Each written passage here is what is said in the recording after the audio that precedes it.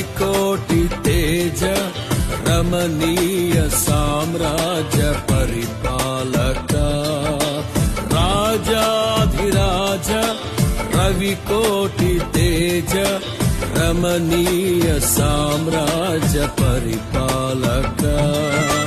విడువని కృపణాలో స్థాపించెనే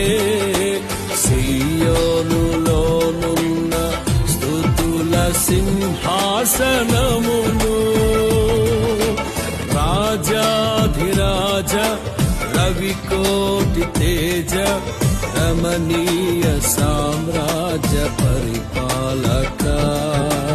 బలహీనుడు చెప్పునుగాక బలవంతుడను నేను యేసయ్యలో, ధనహీనుడు పలుకునుగాక ధనవంతుడను నేను యేసయ్యలో, అంధుడు చెప్పునుగాక నేను చూస్తున్న యేసయ్యను, మృతుడు తెలుపునుగాక నేను తిరిగి జన్మించాను.